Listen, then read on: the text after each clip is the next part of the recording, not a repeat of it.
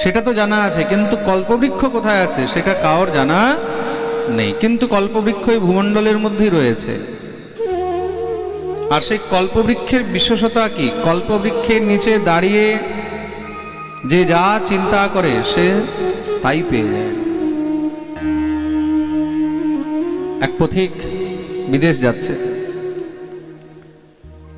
চলতে চলতে মহারাজ খুব ক্লান্ত হয়ে গেছে।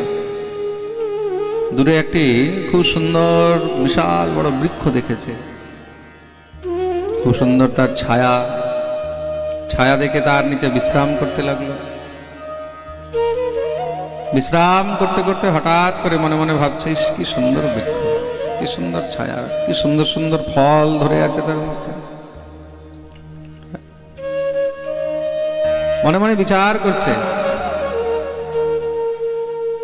এই সময় যদি এখানে কিছু খাবার পেতাম,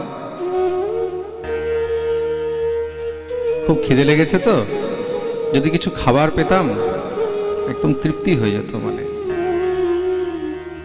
যখনই মনে মনে চিন্তন করেছে, সব একদম সঙ্গে সঙ্গে খাবারের থাল সামনে এসে উপস্থিত। খাবারের থাল দেখেই তো একদম মারা অবস্থা খারাপ হয়ে গেছে। আপনি মনে মনে ভাবছে যদি কিছু খাবার পেতাম, আর হট করে যদি খাবারের থাল আপনার সামনে চলে আসে তাহলে কি হবে? ভয় পেয়ে গেছে। মনে মনে ভাবলাম আর খাবারের থাল একদম সামনে চলে আসলো, নিশ্চয়ই এখানে কোনো ভূত প্রেত আছে। যখনই মনে মনে চিন্তন করেছে যে ভূত প্রেত আছে, সঙ্গে সঙ্গে সেখানে ভূত এসে গেছে। ভয় তো লাগছে, মনে মনে ভাবছে যদি ভূত প্রেত থাকে তাহলে তো নিশ্চয়ই সেই ভূত আমাকে ধরবে, আমাকে মেরে ফেলবে। যখনই চিন্তন করেছে, সঙ্গে সঙ্গে ভূত এসে তাকে মেরে ফেলেছে, মৃত্যু হয়ে গেল। এটা হলো কল্পবৃক্ষ। তুমি তার কাছে যা চাইবে সে তোমাকে তাই দেবে, তার মধ্যে তোমার লাভ হোক চাहे তোমার ক্ষতি হোক, এইটা কল্পবৃক্ষ কখনো দেখে না। বুঝতে পেরেছেন? কল্পবৃক্ষ কখনো এটা দেখবে না যে তার মধ্যে আপনার লাভ হচ্ছে না ক্ষতি হচ্ছে। কিন্তু এই যে নিগমরূপী কল্পবৃক্ষ, এই যে বেদ শাস্ত্র পুরাণ, এগুলো সবসময় শুধু আপনার লাভ দেখবে। এখানে আপনি যদি নিজের খারাপ চান সেটা কখনো পাবেন না। আপনি যদি চান যে আমার এটা নষ্ট হয়ে যাক, এটা খারাপ হয়ে যাক, এই কল্পবৃক্ষ আপনাকে সেটা দেবে না। ভাগবতের কাছে এসে কারোর অমঙ্গল হয় না। শাস্ত্রের শরণাগতি নিয়ে কারোর অমঙ্গল হয় না।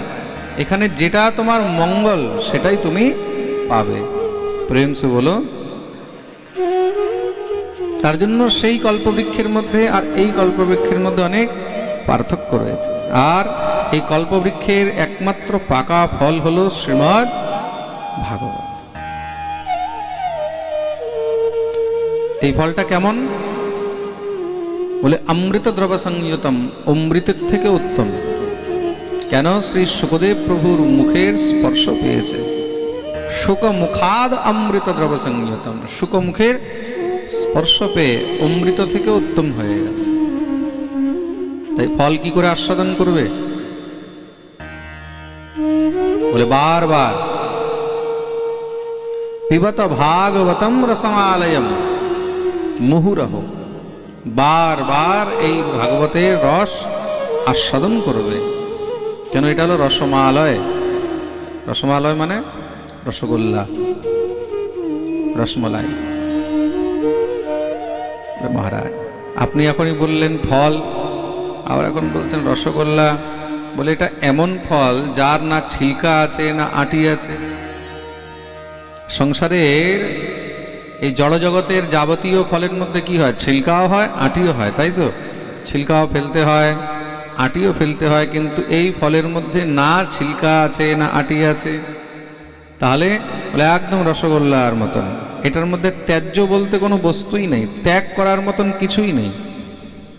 খুব মন দিয়ে শুনবে, এটা সম্পূর্ণ হলো গ্রহণীয়। আর যেখান থেকে তুমি গ্রহণ করবে সেখান থেকে একদম একরকমই স্বাদ পাবে। যেরকম রসগোল্লা, রসগোল্লার মধ্যে দেখেছো যেদিক থেকে খাবে সেদিক থেকে একরকমই স্বাদ হয়, তাই তো? ফলের মধ্যে কিন্তু ফলের সব দিকে একরকম স্বাদ হবে না। দেখা গেল ফলের মাথার দিকে একরকম স্বাদ, গোড়ার দিকে একরকম স্বাদ, তাই তো? হ্যাঁ, কোনোটা যদি পেকেছে, কোনো জায়গাটা কাঁচা রয়ে গেছে, প্রত্যেকটা জায়গায় আলাদা আলাদা স্বাদ। কিন্তু রসগোল্লার মধ্যে কি হয়, তুমি যেখান থেকে খাবে সেখান থেকে একরকমই স্বাদ পাবে। তার জন্য ভাগবতকে রসমালয় বলা হয়েছে, সম্পূর্ণ গ্রহণীয়। এখানে ত্যায্য বলতে কোনো বস্তু নেই। ভাগবত যেখান থেকেই শুনবে সেখান থেকে আনন্দ পাবে। আর এই ভাগবতকে কে শুনতে পারে, ভাগবতের তাৎপর্য, ভাগবতের অর্থ কে বুঝতে পারে, ভাগবতের আনন্দ কে নিতে পারে, বলে রসিকা ভুবি ভাবুকা। একমাত্র রসিক আর ভাবুকজনই এই ভাগবতের লাভ নিতে পারে, ভাগবতের তাৎপর্য বুঝতে পারে। আমরা কি রসিক না আমরা ভাবুক? আমাদের মধ্যে সেই ভাব আছে? হ্যাঁ, ভাব আছে কি আমাদের মধ্যে? কি সেই রস রয়েছে, সেই রসিকতা আছে? তাহলে আমরা কি করে বুঝবো না আমরা ভাবুক হতে পারলাম, না আমরা রসিক হতে পারলাম?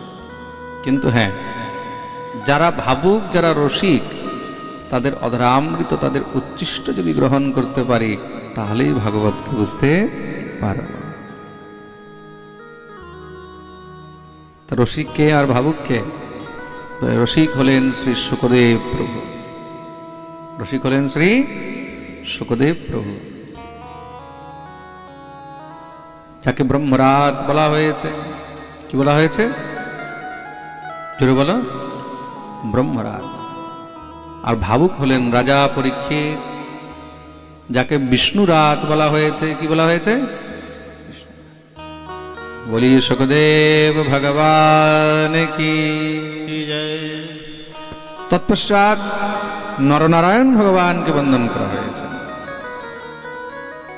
ভগবতী সরস্বতীকে বন্দন করা হয়েছে, মহর্ষি বেদব্যাসকে বন্দন করা হয়েছে। নারায়ণং নমস্কৃত্য নরং চৈব নরোত্তমং দেবীং সরস্বতী ব্যাসং ততো জয়মুদীরয়ে। মহর্ষি বেদব্যাস এই গ্রন্থে রচনা করেছেন। এই গ্রন্থের মধ্যে ভগবানের 24টি অবতারের বর্ণন করা হয়েছে। ভগবানের 24টি অবতার কি কি? সর্বপ্রথম ভগবান ব্রহ্মার 4 পুত্র রূপে অবতার নিয়েছেন, সনক, সনন্দন, সনাতন আর সনত কুমার। তৎপশ্চাৎ ভগবানের দ্বিতীয় অবতার হলো বরাহ। বরাহ রূপে ভগবান পৃথিবীকে রক্ষা করে হিরণ্যাক্ষের উদ্ধার করেছিলেন। বলিয়ে বরাহ ভগবান কি। তৃতীয় অবতার হলো নারদ। চতুর্থ হলো নরনারায়ণ। ধর্ম আর মূর্তির গর্ভে ভগবান নর আর নারায়ণ রূপে অবতীর্ণ হয়েছে। পঞ্চম অবতার হলো কপিল। কপিল অবতার নিয়ে ভগবান নিজের মা দেবহূতিকে সাংখ্য দর্শন উপদেশ করেছেন। আর ষষ্ঠম অবতার হলো দত্তাত্রেয়। দত্তাত্রেয় রূপে ভগবান অবধূত রূপ ধারণ করেছেন, সন্ন্যাস, যেখান থেকে সন্ন্যাসীদের সৃষ্টি হয়েছে। তৎপশ্চাৎ সপ্তম অবতার হলো যজ্ঞ, অষ্টম অবতার হলো ঋষভ, নবম অবতার হলো পৃথু, দশম অবতার হলো মৎস্য, একাদশ অবতার হলো কুর্ম, দ্বাদশ অবতার হলো ধন্বন্তরী, ত্রয়োদশ হলো মোহিনী, চতুর্দশ হলো নরসিংহ, পঞ্চদশ হলো বামন, ষোড়শ মানে 16তম অবতার হলো পরশুরাম, 17তম হলেন মহর্ষি বেদব্যাস, 18তম অবতার হলেন রাম, 19তম বলরাম, 20তম কৃষ্ণ, 21তম অবতার হলেন বুদ্ধ, 22তম অবতার কলিযুগের অন্তে হবে, নাম হলো কল্কি। বলিয়ে কল্কি ভগবান কি। দুইটি অবতার গৌণ অবতার বলা হয়েছে, হংস আর হয়গ্রীব। হয়গ্রীব রূপে ভগবান বেদের উদ্ধার করেছিলেন। হয়গ্রীব রূপে ভগবান মা ভগবতী লক্ষ্মীকে বিবাহ করেছিলেন। আর হংসরূপে ভগবান সনকাদি মুনিদেরকে উপদেশ করেছিলেন, যেটাকে হংস উপাখ্যান বলা হয়েছে। এই প্রকার 24 অবতারের বর্ণন করলেন।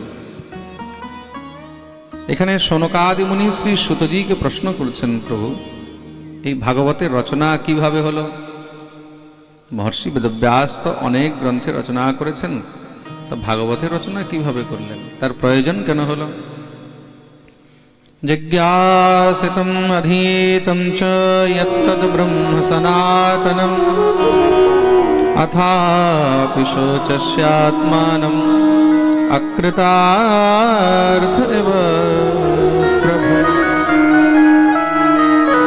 প্রশ্ন করলেন, শ্রী সুতজি মহারাজ উত্তর দিচ্ছেন, খুব মন দিয়ে শুনবেন।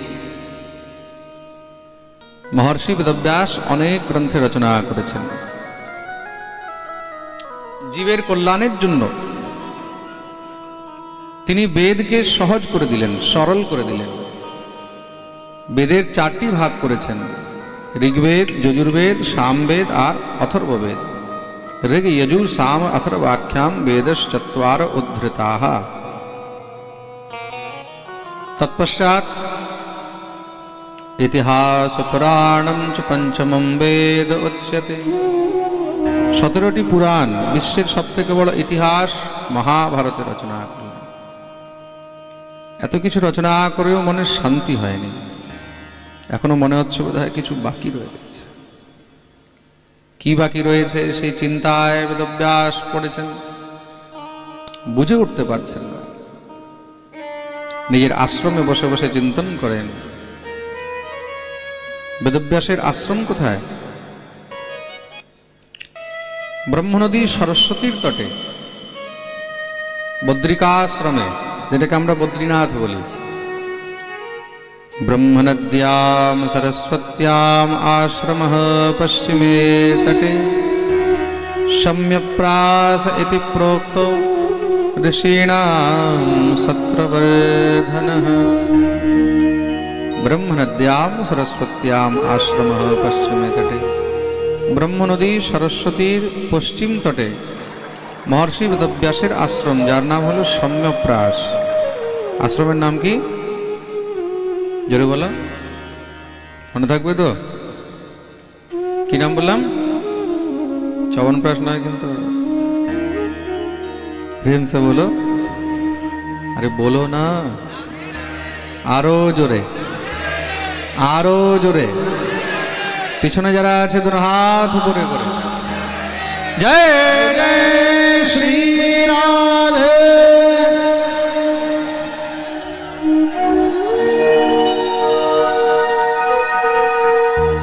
হঠাৎ সেখানে দেবর্ষি নারদের আগমন হয়েছে।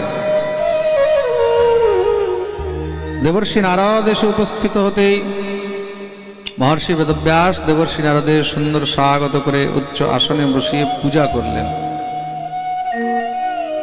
মহর্ষি বেদব্যাসকে দেখে চিন্তিত মনে হচ্ছে, তো তাই নারদ প্রশ্ন করলেন, বলে একটি প্রশ্ন আছে। কি দেবর্ষি? বলে তোমাকে দেখে খুব চিন্তিত মনে হচ্ছে, তোমার চিন্তার কারণ কি? জিজ্ঞাসতম অধীতম চ যত্তৎ ব্রহ্ম সনাতনম অথাপি শোচস্যাত্মানম অকৃতার্থ এব প্রভু। তুমি কিসের চিন্তায় আছো? মহর্ষি বেদব্যাস বললেন, কি বললো প্রভু, জীবনে অনেক শাস্ত্র অনেক গ্রন্থ রচনা করেছি, তবুও মনে শান্তি হয়। এখনো মনে হয় কিছু বাকি রয়ে গেছে, কিছু বাদ রয়ে গেছে। দেবর্ষি নারদ বললেন, তুমি যা রচনা করেছো ধর্ম অর্থ কাম মুক্তি চতুর্বিধ পুরুষার্থ পাওয়ার জন্যই তো তুমি এগুলো রচনা করেছো। বলে হ্যাঁ, যতক্ষণ পর্যন্ত নিষ্কাম ভক্তির রচনা করবে না ততক্ষণ পর্যন্ত মনের শান্তি পাবে না। যথা ধর্মাদয়শ্চার্থা মুনিবর্যানুকীর্তিতাঃ ন তথা বাসুদেবস্য মহিমায়নুবর্ণিতঃ। নিষ্কাম ভক্তি কোথায় পাবে? একমাত্র গোবিন্দের চরিত্রে পাবে। একমাত্র কৃষ্ণ চরিত্রেই নিষ্কাম মুক্তি পাবে। মনে রাখবে, अकामः सर्वकामो वा मोक्ष काम उदारधि तीव्रेण भक्ति योगेन यजेत पुरुषम परम। মানুষ কি করে, আলাদা আলাদা নিজের সব মনোবাঞ্ছিত ফল পাওয়ার জন্য আলাদা আলাদা দেবদেবীদের পুজো করে, তাই তো করে কি না? কেউ ইন্দ্রের পুজো করে, কেউ চন্দ্রের পুজো করে, কেউ ব্রহ্মার পুজো করে, কেউ শঙ্করের পুজো করে, কেউ দুর্গার করে, কেউ কালীর করে, কেউ গণেশের করে, কেউ কুবেরের করে, নানা দেবদেবীর পুজো করে। কিসের জন্য?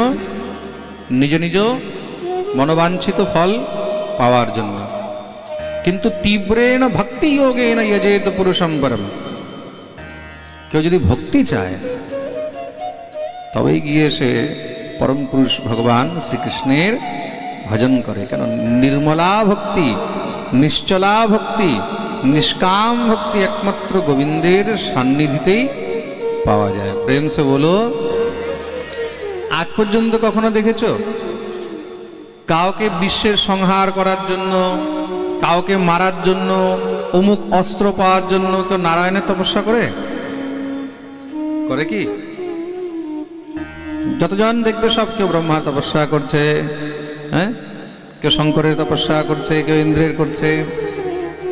গোবিন্দের তপস্যা কারা করে? যারা নিষ্কাম ভক্তি চায়। আর এই সংসারে শান্তি কোথায় আছে? শান্তি সকামের মধ্যে নেই, শান্তি নিষ্কামের মধ্যে আছে। যেখানে জাগতীয় জগতের কোনো সুখের কামনা আছে সেগুলো হলো সকাম, স্বার্থের জন্য। মন দিয়ে শুনবে, সেগুলো হলো স্বার্থের জন্য। আর যেখানে যাবতীয় জগতের সুখের কোনো কামনা নেই, একমাত্র গোবিন্দের প্রীতির কামনা, সেটাই হলো নিষ্কাম ভক্তি। সেটা কি? নিষ্কাম ভক্তি। যেখানে কোনো লালসা নেই, যেখানে কোনো ইচ্ছাই নেই। ইচ্ছা কি? হে ঠাকুর, আমি তোমার আর তুমি আমার। মনের মধ্যে যখন এই ভাব চলে আসবে তখনই একমাত্র শান্তি আসে। আর এই ভাব শুধু গোবিন্দের শরণাগতিতেই সম্ভব, অন্য কোথাও সম্ভব। প্রেম সে বলো, একমাত্র গোবিন্দের শরণাগতিতেই সম্ভব, অন্য কোথাও সম্ভব নয়। তার জন্য তোমাকে কৃষ্ণ চরিত্রে রচনা করতে হবে। ভগবান শ্রীকৃষ্ণই হলেন পূর্ণ ব্রহ্ম। এতে চাংস কলা পূর্ণ কৃষ্ণস্তু ভগবান স্বয়ং। শ্রীকৃষ্ণই হলেন স্বয়ং ভগবান। তার জন্য তোমাকে কৃষ্ণ চরিত্রে রচনা করতে হবে। মহর্ষি বেদব্যাস বললেন, কৃষ্ণ চরিত্রে রচনা করতে গেলে তো কৃষ্ণ কৃপা চাই। কৃষ্ণ কৃপা ছাড়া কি করে রচনা করব? দেবর্ষি নারদ বললেন, দেখো, কৃষ্ণ কৃপা তো একমাত্র কোনো কৃষ্ণ ভক্তের দ্বারাই সম্ভব। কৃষ্ণ ভক্ত কৃপা করলে কৃষ্ণ কৃপা সম্ভব, কোনো বৈষ্ণবের কৃপাতেই সম্ভব। তার জন্য তোমাকে কৃষ্ণ ভক্তের চরণ ধরতে হবে। বলে, কৃষ্ণ ভক্ত আর কোথায় খুঁজতে যাব? আপনার থেকে বড় কৃষ্ণ ভক্ত আর কোথায় পাবো? আপনার থেকে বড় বৈষ্ণব আর কোথায় পাবো? আপনি তো দিনরাত সবসময় সেই গোবিন্দের গুণগান করতে থাকেন, সবসময় নারায়ণ নারায়ণ, নমো নারায়ণ হরি গোবিন্দা, নমো নারায়ণ হরি গোবিন্দা, সবসময় কীর্তন করতে থাকেন। আপনার থেকে বড় আর বৈষ্ণব কোথায় পাবো? আপনি কৃপা করুন, আমাকে কৃষ্ণ ভক্তি প্রদান করুন। দেবর্ষি নারদ 4টি শ্লোকে উপদেশ করলেন, যাকে চতুশ্লোকী ভাগবত বলা হয়েছে। কি বলা হয়েছে? চতুশ্লোকী ভাগবত। আর এই চতুশ্লোকী উপদেশ প্রাপ্ত করেই কিন্তু মহর্ষি বেদব্যাস তাকে 18,000 শ্লোকে বিস্তার করলেন, যাকে বলা হয়েছে শ্রীমদ্ ভাগবত মহাপুরাণ। এটা কি বলা হয়েছে? শ্রীমদ্ ভাগবত মহাপুরাণ। আর সেই শ্রীমদ্ ভাগবত মহাপুরাণ তিনি নিজের পুত্র মহর্ষি শুকদেবকে পড়িয়েছেন, আর শুকদেব প্রভু সেই ভাগবত রাজা পরীক্ষিতকে শ্রবণ করিয়েছেন। এখন একটি প্রশ্ন আসে, এই শুকদেব প্রভু কে ছিলেন আর রাজা পরীক্ষিতই বা কে ছিল? আর পরীক্ষিতকে ভাগবত শ্রবণ করানোর প্রয়োজন কেন হলো? শ্রী সত্যজি মহারাজ তার উত্তর দিচ্ছেন, খুব মন দিয়ে শুনবেন। এক সময়ের কথা, যখন মহাভারতের যুদ্ধ সমাপ্ত হয়ে গেছে, यदा मृधे कौरव संजयानां वीरेष्वथो वीरगतिं गतेषु वृकोदरावृद्धगदाभिमर्शे भग्नोर्दण्डे धृतराष्ट्रपुत्र यदा मृधे कौरव संजयानाम, যে সময় কৌরব পাণ্ডবদের যুদ্ধ শেষ হয়েছে, বৃকোদর ভীমের গদার প্রহারে ভাঙা জাং নিয়ে পড়ে রয়েছে দুর্যোধন। মরণাসন্ন সেই অবস্থায় সেখানে অশ্বত্থামায় এসে উপস্থিত হয়েছে। মহারাজের জয় হোক শুনেই তো দুর্যোধন খেপে গেছে। বলে নিজ প্রশংসা শুনে খেপে গেছে? বলে মানুষ যখন কষ্টে হয়, দুঃখে থাকে, মরণাসন্ন অবস্থায় থাকে, সে সময় কেউ প্রশংসা করলেও শুনতে ভালো লাগে না। প্রেম সে বলো। দেখো, প্রশংসাও কখন ভালো লাগে? যখন জীবনে ভালো সময় থাকে। সুখের সময় প্রশংসা ভালো লাগে, দুঃখের সময় প্রশংসাও ভালো লাগে না। আপনার অ্যাক্সিডেন্ট হয়েছে, হাত পা ভেঙে আপনি পড়ে রয়েছেন রাস্তার মধ্যে, সে সময় কেউ যদি আপনাকে গিয়ে বলে আপনার জয় হোক, আপনার জয় হোক, ভালো লাগবে? হ্যাঁ। তার জন্য মনে রাখবেন, জীবনে প্রশংসা শুনলে কখনো ভুলতে নেই। কেউ যদি আপনার প্রশংসা করে, সেই প্রশংসাকে একদম মাথা নত করে প্রণাম করে স্বীকার করবে। কেন? আজকে প্রশংসা হচ্ছে তো কাল নিন্দাও হতে পারে। প্রেম সে বলো। কলা তুমি খাচ্ছ তো ছিলকা কোথায় যাবে? প্রেম সে বলো। মনে রাখবে, যেখানে সুগন্ধ হয় সেখানে দুর্গন্ধ আসে, যেখানে লাভ আছে সেখানে হানিও আসবে, যেখানে যশ আছে সেখানে অপযশও আসবে, যেখানে স্তুতি আছে সেখানে নিন্দাও হবে। খুব মন দিয়ে শুনবে। আপনি মনে করবেন না আমি শুধু ভালো কাজ করছি বলেই সব দিকে আমার প্রশংসাই হবে। না না না। আপনি খুব সুন্দর বাড়ি বানালেন,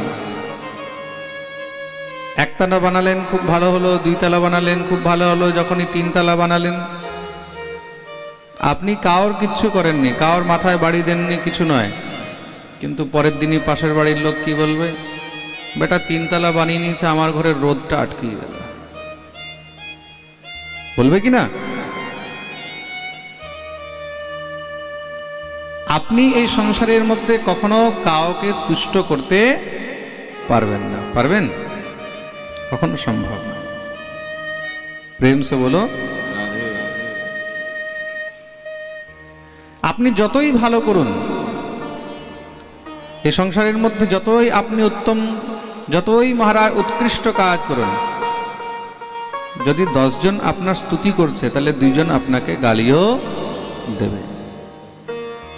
তার জন্য প্রকৃত বৈষ্ণব, বুদ্ধিমান ভগবত ভক্তদেরকে কি করা উচিত? প্রত্যেক পরিস্থিতিতেই সমভাব নিয়ে থাকা উচিত। নিন্দা স্তুতি উভয় সমান বিচার করা উচিত। সুখ মে ফুলো মতি, দুঃখ মে তড়পো মতি। সুখ আসলে তখন একদম ফুলে যাবে না, অভিমানে ভরে যাবে না। আর যখন দুঃখ আসবে, কষ্ট আসবে, তখন ভেঙে পড়বে না। ভগবান যেভাবে রাখে সেইভাবেই থাকা উচিত। তাই জন্য বলেছে না, जैसे रखे राम जी रहना चाहिए।